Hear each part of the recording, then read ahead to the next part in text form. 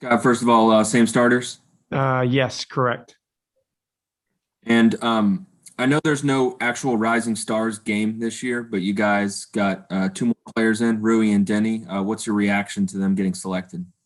I think it's great. It's unfortunate there's no game. Fortunate there's no fans, but it's great. I think it says a lot about Tommy and his staff. We drafted two really good players that are both are going to be longtime NBA players and starters in this league, and both are young. Both are going to continue to improve for a lot of years.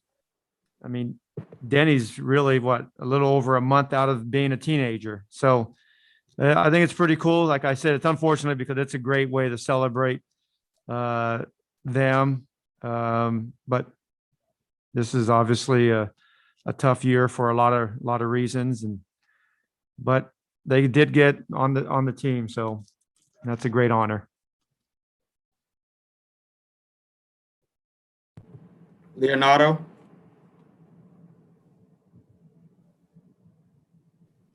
Coach, it's Leonardo Torres from Peru.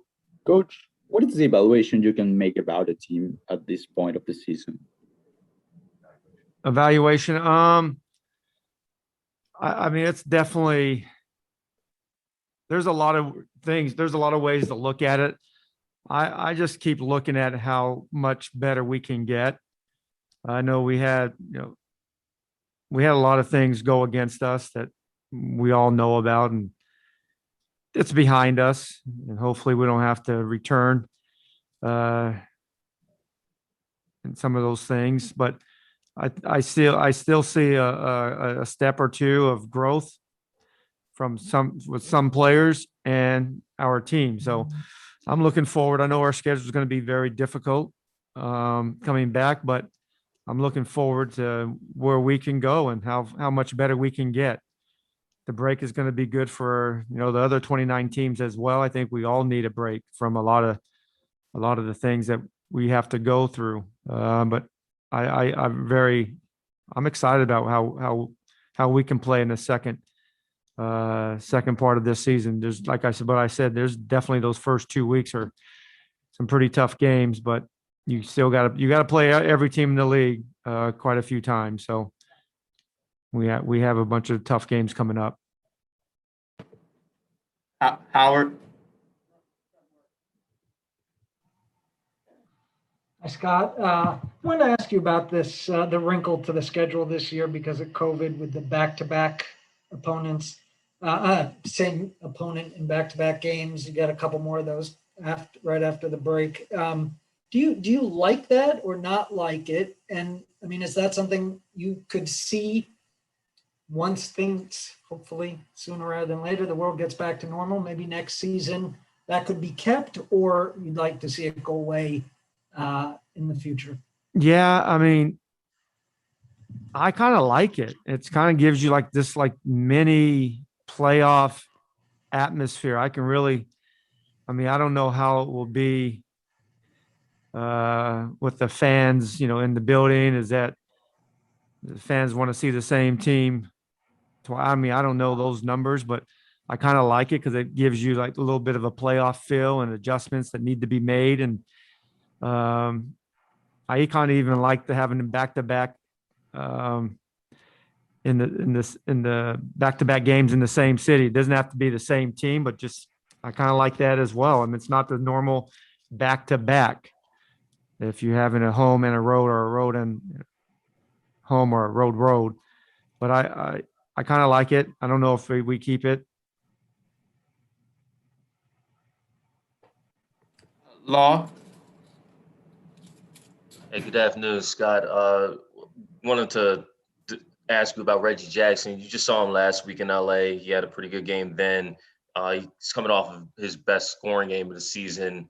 And I know you coached him before. I just want to know, like, how much have you been able to keep up with him? How much does his game now kind of resemble whatever you saw when you were together? And, how much do you feel like he's progressed as a player since you last coached him? Um, well, just a different role. He's basically coming full circle. He was a backup player. Didn't play much his first year, and then got into the rotation and played good minutes and had a good role with us. I mean, he won. He basically helped us win a playoff series. I think it was either game 5 or game 6 in Memphis that he had a monster game. I ended up starting him that night. But yeah, and then he ended up being a starter in Detroit, and then he's battled injuries. Injuries are hard, man. It's like they're hard to battle and stay mentally sharp and physically getting back to where you once were. I think he's there now. I think he has a nice little role with the team and is playing well the last 4, 5, 6 games. And I think he has a chance to, play a lot of good minutes for them. But I think he's fought back from his injuries, and I think he's back to being where he was. Matt Paris. Hey, Scott. Next week is the 1-year anniversary of, I guess, the Rudy Gobert game when the league put everything on pause. I guess, 1, does it feel like it's been a year already? And then 2, what is your biggest takeaway of playing in a pandemic, especially given all the things that you guys have gone through? No, I mean, it's definitely just talking like big picture. It's definitely hard to see what has happened to the world. There's a 2.5 million people died over this, over 500,000 in our country. So that's definitely tough, and it's also tough to do. And we're playing a game that we love and having fun doing it, and then seeing all the tough times around our country. So those are all things that you fight within. But it's definitely, just from an NBA standpoint, it's very difficult not having fans. It's very difficult. I give the players a lot of credit, because there's some nights I'm like, man, that music they're blaring just irritates you. And not having fans is just, but the players come out and compete. There's been a lot of great games this year, and we love the game. Fans love the game. It's a great game to play and coach and watch, but not having fans, it's definitely hard. And you see the biggest impact to me I see is the inspiration and the impact that our players have on the young kids. You don't get to see those interactions and those moments that I love to watch and I love to see. And, even within our own team, we don't even get to see, our players' kids.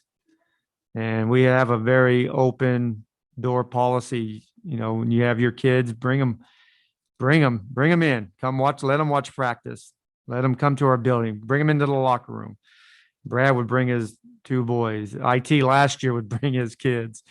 And that was really fun. It was like a circus in there. It was just all over the place. Kids are having a good time, but I think it's important that we don't get to see that. And that's very, that's minor, but yeah, there's a lot of things that we can't wait to get back to being normal, but being normal is going to be different from a lot of different reasons. People have lost their lives, and that's never going to be normal for them.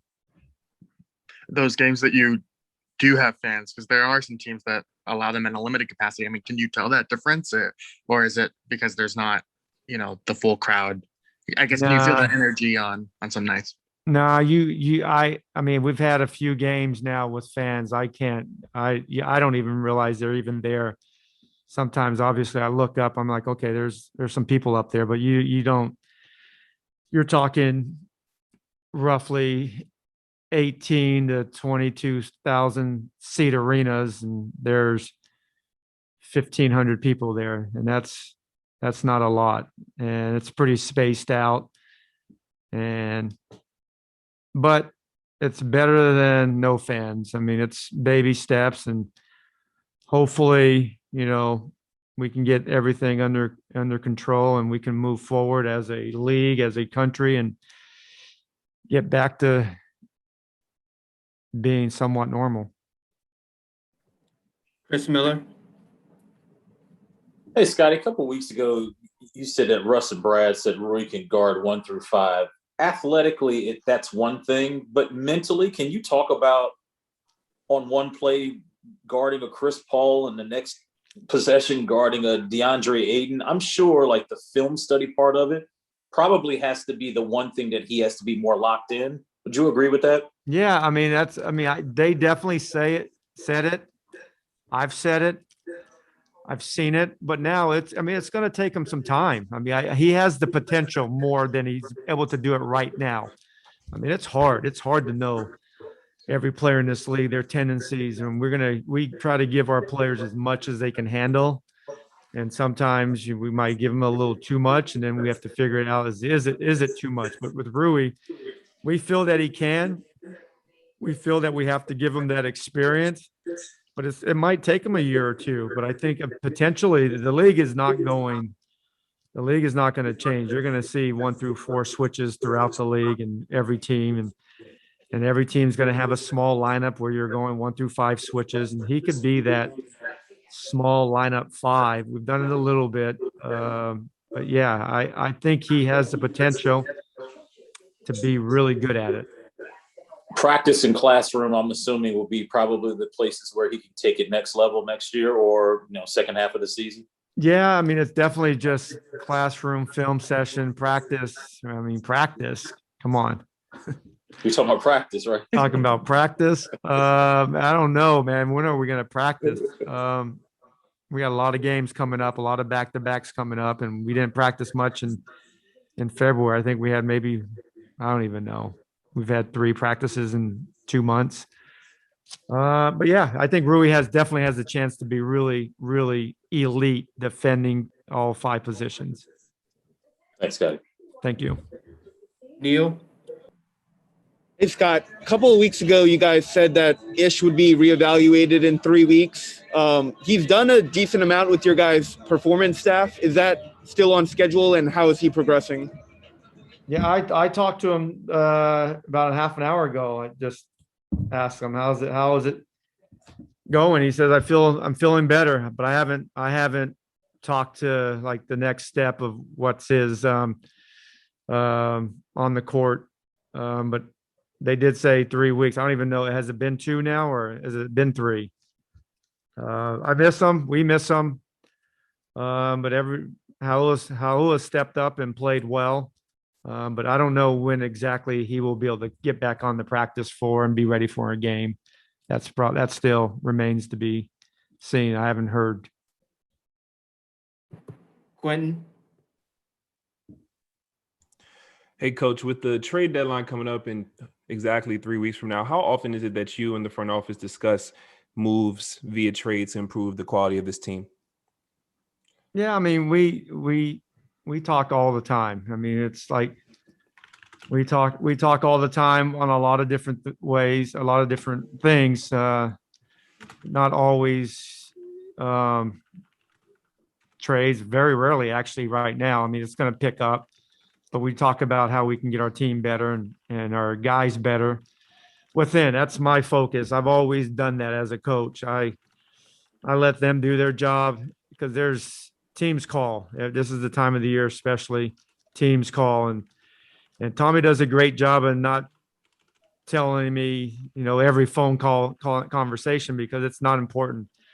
For every 1,000 calls, probably one of them might come with a possibility, not even a guarantee. So I'm focused on our guys. I like our team. I like their team. I think we have some really good veterans, and we have some young guys that are going to continue to improve. And I know, like I said earlier, I mean, Denny's just a month out of his teenage years, and I like what he's done. He's fought, and he came back and played well last game. Unfortunately, we turned the ball over too many times, but I thought he came back and played well, and I'm looking for him to back it up with another good game. And also, the last time you faced this Clippers team, obviously did not go the way you guys expected or wanted it to go. What have you guys really honed in on in the days preparing for this game to make sure the outcome is not like it was the last time? Yeah, I mean, we had a bad start, 36-20, and they had their way with us, and we couldn't make that shot. I think we might have had, tired legs from the night before overtime game against the Lakers. Mhm. But I thought we battled back when we got down by whatever 20 something. We cut 24. it to 5, and man hit a 3 in the left corner, and then he hit a drive over. I think it was Rui. And then we were just playing catch up from then on. But we're going to have to, I mean, we definitely have to make some shots. That's something that I still think we're a better 3-point shooting team than we have been showing. But we have to play well tonight. We don't have to play perfect, but we're going to have to play well tonight. This is one of the best teams in basketball with 2 potential MVP type players that are playing, you know, almost 50, 40, 90 basketball from the offensive end. So, and then they got a microwave type of scorer in Lou Williams, and they got a good team. They're playing. They play with the confidence when they're healthy. Take the last Coach. question from Zach. Hey, Coach, speaking of the Clippers, defensively, how do you go about limiting their threes today? That is a problem, man. You don't want this team to shoot many threes because I think they shoot 42% as a team. That's hard to do. 40, you like a couple of guys on your team that shoot in the 40s. They got an entire team, and then they shoot the ball extremely well from the free throw line. So you got to defend the 3. You can't foul them. You can't get them. You can't put them in the early bonus situations where they get 2 free throws by any, ticky-tack foul. So we're going to have to play well early in the quarter, on each quarter, to not get these silly fouls. But 3-point line is going to be pretty important. We want to make them, and we want to make them miss. Pretty simple, but hard to do. All right, guys. Thanks,